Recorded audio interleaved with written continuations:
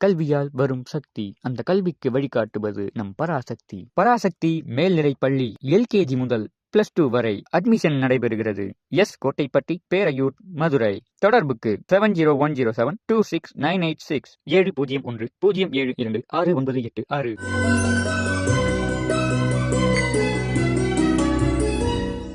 இந்த 5ஆம் நாள் வரைக்கும் ஆண்டாள் தன்னுடைய பாடல்கள் என்ன சொன்னா அப்படின்னா, முதல் பாட்டில் மார்கழி மாதத்தின் பெருமை, 2வது பாடத்தில் நோன்பு இருக்க வேண்டிய அருமை, 3வது பாடலில் ஓங்கி உலகளந்த உத்தமனாகிய கண்ணபெருமானுடைய வரலாற்று அந்த தோற்றம், அடுத்த பாடலில் மழை எப்படி பெய்யுது அப்படிங்கிற விஷயத்த சொல்லியிருப்பாங்க.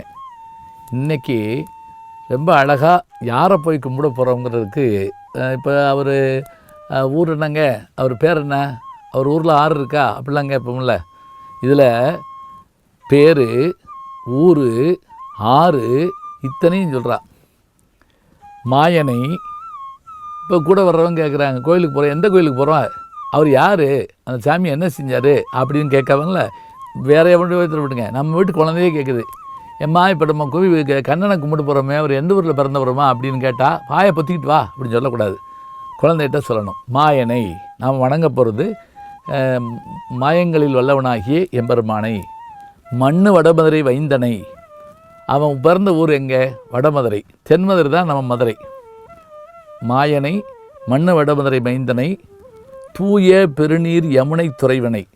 யமுனை ஆற்றங்கரையில் பிறந்தவன். யமுனை ஆற்றிலே ஈரக்காற்றிலே அப்படின்னு பாட்டு எழுதியிருப்பார்ல வாலி, அது மாதிரி. இப்போ பேர் சொல்லியாச்சு மாயன், ஊர் சொல்லியாச்சு மதுரா, அடுத்து ஆறு சொல்லியாச்சு, எது, யமுனை ஆறு. மாயனை, மண்ணு வடமதுரை மைந்தனை, தூய பெருநீர் யமுனை துறைவனை. தூய பாருங்க, ஆற்று தண்ணி தூய தண்ணீராக இருக்கணுமா, தூய பெருநீர் யமுனை துறைவனை. ஆயர் குலத்தினில் தோன்று அடிவிளக்கை, அவன் பிறந்த குலம் என்ன, ஆயர் குலத்தில் பிறந்தவன்.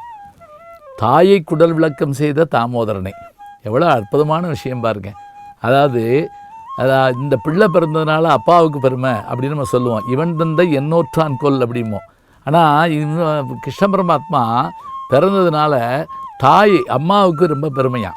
ஒரு பக்கம் தேவகிக்கு பெருமை, இன்னொரு பக்கம் எடுத்து வளர்த்த யசோதைக்கு பெருமை. தாயை குடல் விளக்கம் செய்த தாமோதரனை நாம் போய் வாங்கணும். தாமோதரன்னா என்ன அப்படின்னா, அவன் சின்ன பிள்ளையில் ஓடித்தே இருப்பானான், கயரில் கட்டி வச்சுருப்பாங்களாம்.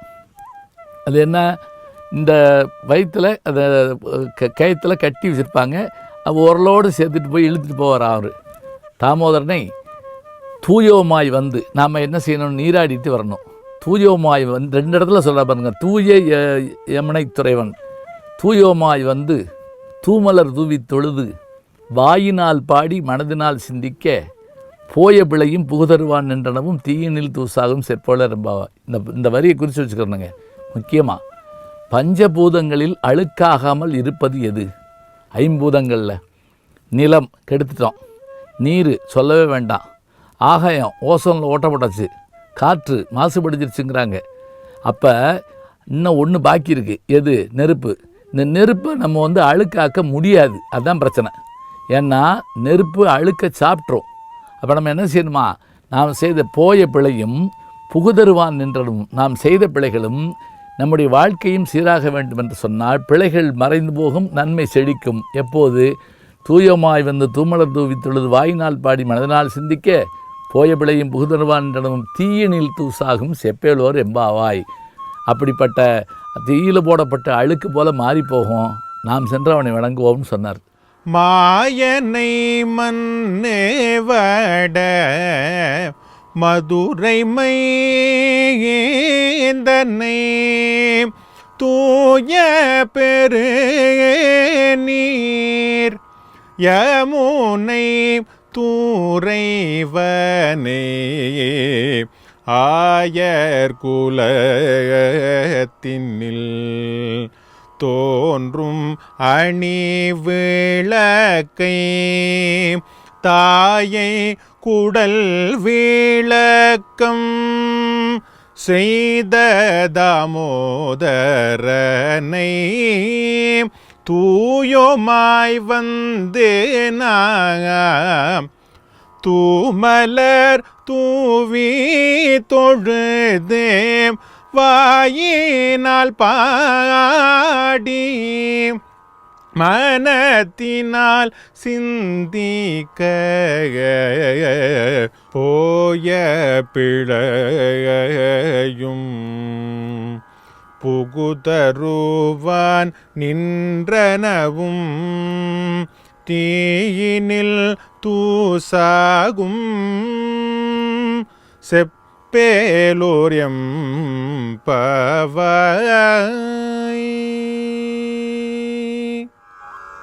மலரியா நான் முகனும் காணாமலையினை நாம் போலறிவோம் என்றுள்ள பொக்கங்களே பேசு பாலூரு தேன்வாய் படிரி கடைதிரவாய் ஞாலமே விண்ணே பிறவே அறிவறியான் கோலமும் நம்மையாட் கொண்டருளி கோதாட்டும் சீலமும் பாடி சிவனே சிவனே என்று ஓலம் இடினு உணராய் உணராய்கான் ஏலக்குழலி பரிசேலொரெம்பாவாய்.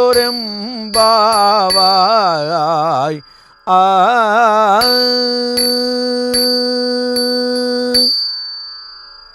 4 தோழிமாரை எழுப்பியாச்சு.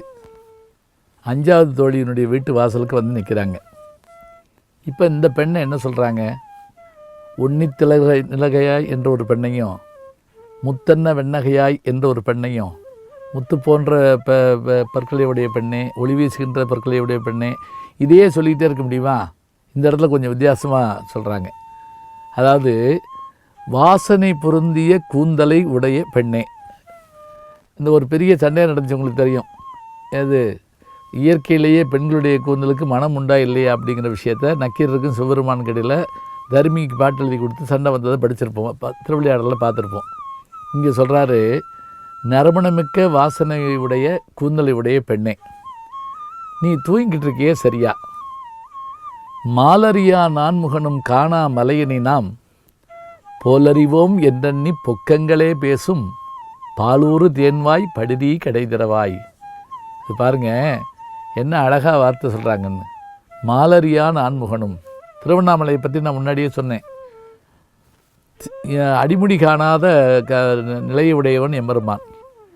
திருமாலும் பிரம்மனுமே காண முடியாதவன் சிவபெருமான். மாலரியா, மால் என்றால் திருமால். மாலரியா நான்முகன், நான்முகன்னா பிரம்மன். மாலரியா நான்முகனும் காணாமலையினை நாம் போலறிவோம் என்றெண்ணி பொக்கங்களே பேசும் பாலூரும் தேன்வாய். இதெல்லாம் கிண்டலாக அடிக்கிறது. எப்படி உன்னுடைய வாய் பேசுனா பாலும் தேன் ஊருமே. அப்படிப்பட்டவ என்னமோ நீ கடவுளை நேரில் பார்த்த மாதிரி சொல்கிறையே. திருமாலும் பிரம்மனுமே பார்க்க முடியாத அந்த கடவுளை நம்ம போய் பார்க்க போகிறோம். பாலூரு தேன்வாய் படுதி கடைதிரவாய். ஞாலமே விண்ணே பிறவே அறிவறியான் கோலமும் நம்மை ஆட்கொண்டருளி கோதாட்டும் சீலமும் பாடி சிவனே சிவனே என்று ஓலம் இடினும் உணராய் உணராய்கான் ஏலக்குழலி பரிசேலோர் எம்பாவாய்.